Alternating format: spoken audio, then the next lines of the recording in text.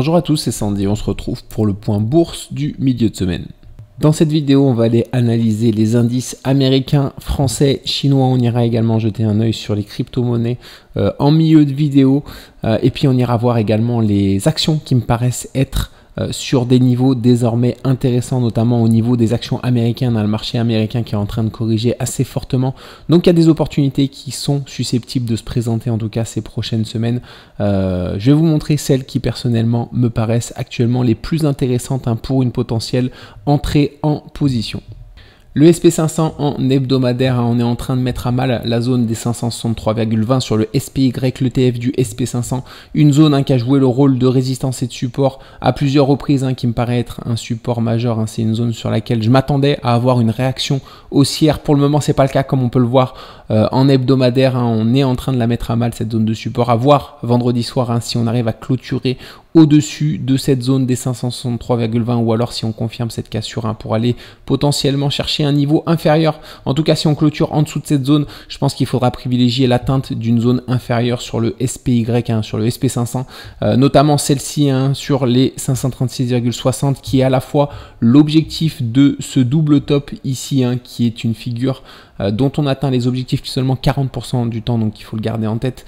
Donc c'est les objectifs à la fois de cette figure et c'est également une zone de support qui a joué le rôle de support à cet endroit-là et le rôle de support également à cet endroit-là. On voit qu'il y a eu des gaps également. C'est une zone qui a joué où on a observé en tout cas de nombreux gaps. Donc c'est une zone sur laquelle on est susceptible également de rebondir, à voir si sur cette zone on forme la future figure de retournement ou alors si on a seulement un rebond technique avant d'aller chercher une nouvelle fois une zone légèrement inférieure. En tout cas, on aura le temps d'analyser le SP500 d'ici là. Ce qui va être déterminant cette fin de semaine et c'est sur quoi il faut rester attentif en ce moment, c'est à voir la clôture vendredi soir. Si jamais on arrive à clôturer au-dessus des 563,20, si c'est le cas, on partira potentiellement sur un rebond qui peut durer quelques jours voire quelques semaines. Si jamais on clôture en dessous de cette zone en fin de semaine, je pense qu'on aura de bonnes chances d'aller chercher la zone inférieure située encore une fois aux 536,60 sur le SPY, l'ETF du SP500. Même chose globalement sur le Nasdaq, on est actuellement sur une zone majeure de support, d'après moi majeure ici. C'est une ligne de tendance en hebdomadaire ascendante ici qui a débuté ici en janvier 2023, qui est passé par le point bas en octobre 2023 et qui arrive ici dans cette zone là. On a une autre ligne de tendance ascendante qui débute en octobre 2023 et qui passe par le plus bas d'août 2024 qui arrive également dans cette zone. En hebdomadaire, il faudra pour tenir cette zone qu'on clôture au-dessus en tout cas de cette ligne de tendance ascendante pour pouvoir observer potentiellement une future figure de retournement aussi pour repartir sur un mouvement haussier sur le Nasdaq. C'est pour ça que je vais être attentif également, que ce soit sur le SP500 ou sur le Nasdaq. Où est-ce qu'on clôture en cette fin de semaine si on arrive à tenir ces zones ou alors si on les transperce par le bas. Pareil, si on transperce par le bas cette zone en hebdomadaire sur le Nasdaq, on ira très probablement chercher la zone inférieure qui se trouve autour des 447 sur le QQQ, l'ETF du Nasdaq. En tout cas sur cette zone là comme sur le SP500, on aura potentiellement une future figure de retournement qui pourra prendre forme, à voir si on aura ici seulement un rebond technique avant d'aller chercher de nouveau une zone inférieure ou alors si on aura une figure de retournement durable pour repartir sur un mouvement haussier sur les marchés américains. En tout cas c'est ce qu'on espère tous une fois qu'on aura trouvé le point bas, c'est de repartir sur des mouvements haussiers. Par contre on va commencer à regarder les actions, je vais vous les montrer juste après, qui commencent à être intéressantes sur les marchés américains parce que quand on a des corrections comme ça qui commencent à être assez importantes, on a parfois des actions, en tout cas souvent même des actions, des grosses capitalisations qui commencent à former des choses très intéressantes et à venir chercher des zones très intéressantes sur lesquelles on pourrait observer des rebonds majeurs et durables. Avant de parler de Tesla, je voulais rappeler que ceci n'est pas un conseil en investissement et que nous ne sommes pas des conseillers financiers, que ce soit moi ou Nico, on est simplement des investisseurs indépendants qui basons nos prises de position sur des statistiques qu'on a étudiées en profondeur. Malheureusement, les statistiques de 100% n'existent pas, donc faites bien vos recherches avant de tenter d'entrer en position, que ce soit sur des actions ou sur des crypto-monnaies. Alors de mon côté, quand on est sur des hauts de marché, je prends moins de risques sur mon portefeuille.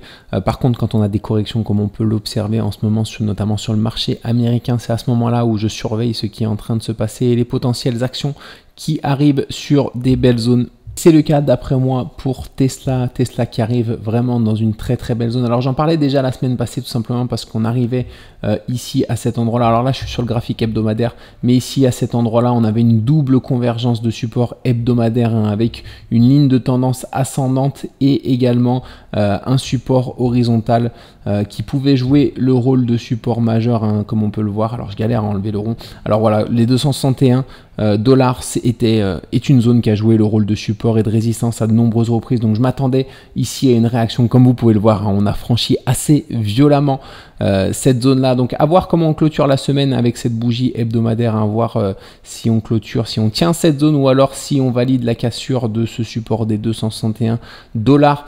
Sachant que de mon côté, je vais vraiment m'intéresser à Tesla si on arrive en dessous de cette zone des 205,5 dollars ici.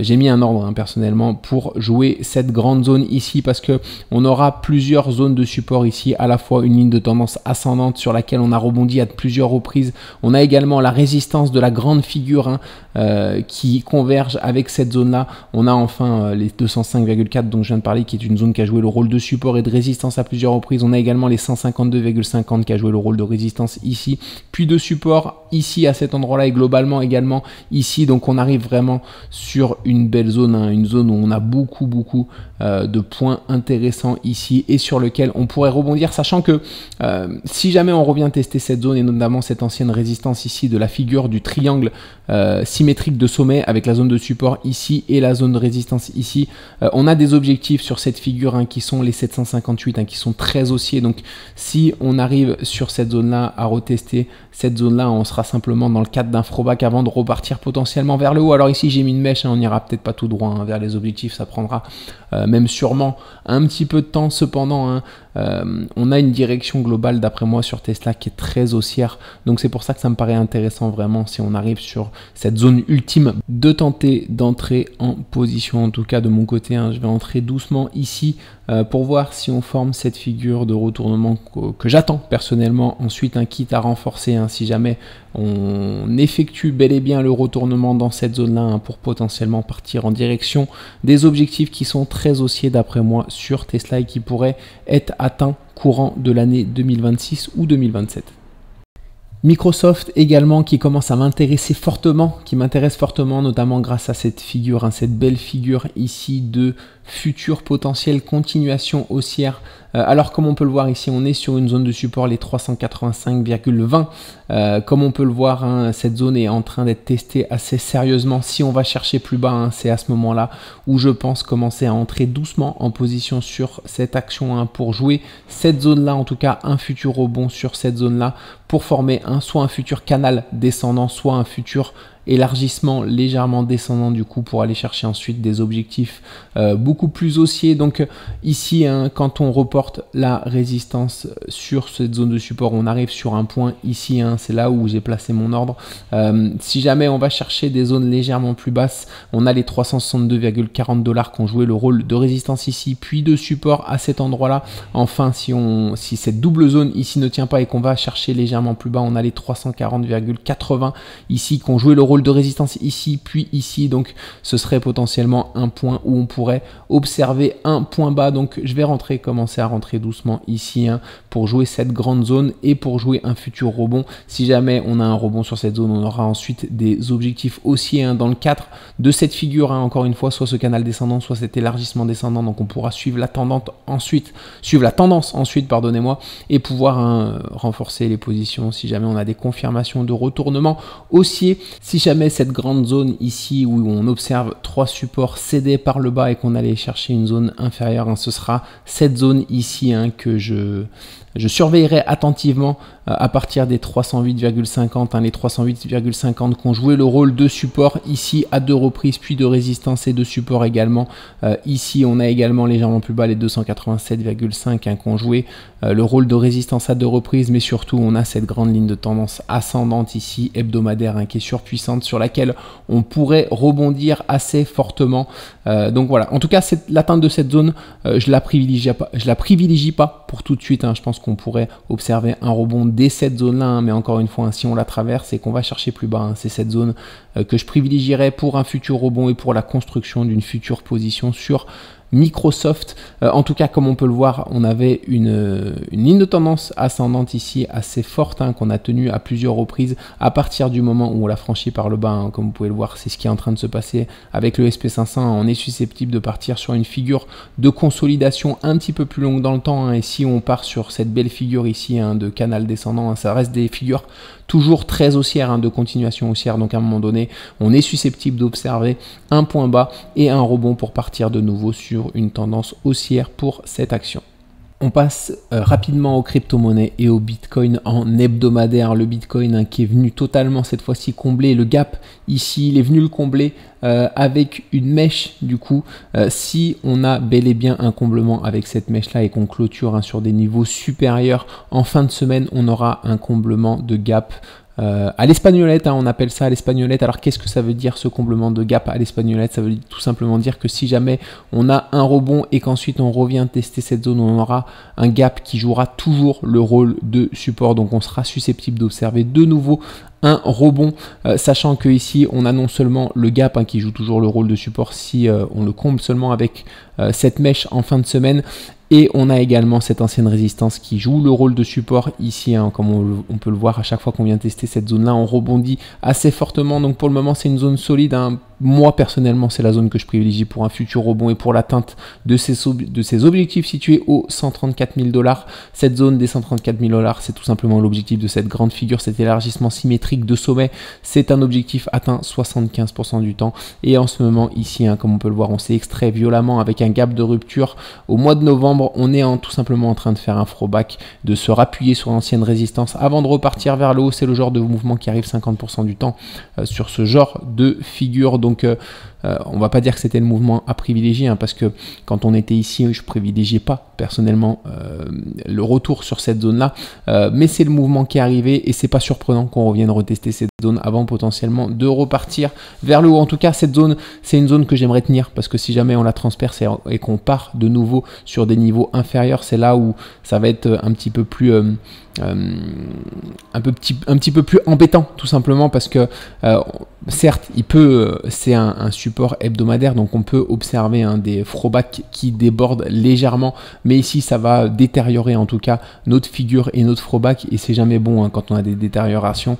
Donc on fera le point un peu plus en profondeur ce week-end, voir si cette zone a bel et bien tenu. Si jamais à un moment donné cette zone est débordée, je vous ferai le point également sur les scénarios d'invalidation, tout simplement d'atteinte d'objectifs de cette figure, parce que il faut également, quand on voit qu'il y a des débordements trop importants, ou alors vraiment si on part sur des niveaux inférieurs, on ne pourra plus prendre en considération ces objectifs, ce qui est un scénario à ne pas privilégier, encore une fois, parce qu'on a 75% de temps de chance d'aller chercher ces objectifs, encore une fois, dans le cadre de cette grande figure. Et pour le moment, ce qui se passe, c'est tout simplement très propre. On a fait une cassure de la résistance, on revient faire un throwback sur l'ancienne résistance avant de potentiellement repartir en direction des objectifs. C'est des choses qu'on voit très souvent.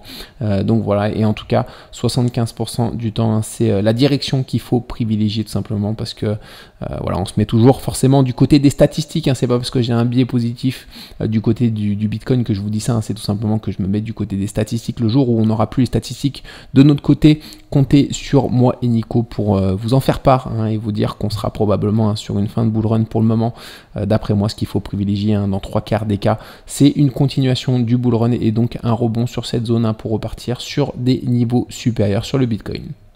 Alors une petite précision, comme je vous l'avais dit à de nombreuses reprises ici aux 88 000 $, j'avais pris des bénéfices tout simplement parce qu'on était arrivé sur l'objectif de cette figure sur le Bitcoin, donc j'avais vendu un tiers de mon portefeuille. Alors certes, la moitié de cette partie de portefeuille que j'ai vendue, je le réinvestis sur des points bas, sur les alts que je vous présente les week-ends assez souvent. Cependant, il faut savoir que ici je me suis séparé de tous mes bitcoins pour passer sur les alts, parce que je pensais que c'était tout simplement le meilleur moment pour le faire. Alors au début ça a été très positif, parce que tous les alts sont partis au mois de novembre et décembre fortement à la hausse. Ensuite, comme vous tous, on a eu les alts qui ont sombré assez fortement. Cependant, il ne faut pas s'inquiéter, parce que si on a ce rebond pour aller chercher les 134 000 $, où les alts vont forcément rebondir également et vont partir sur un mouvement haussier. Donc on joue un bull run total, et ce serait utopique de penser qu'on va sortir sur le haut de chaque petite alt saison au sein du bull run et rentrer sur le plus bas de chaque petite alt-saison en sein du bull run. On joue un bull run complet, ce qu'il faut essayer c'est de rentrer le plus bas possible, essayer de faire la transition du Bitcoin aux alt au meilleur moment et tenter de vendre bien sûr au meilleur moment, mais au sein de ce bull run vous aurez des variations énormes sur votre portefeuille. Donc c'est les crypto-monnaies malheureusement, c'est comme ça quand il y a des gains qui sont susceptibles d'être importants en fin de bull run.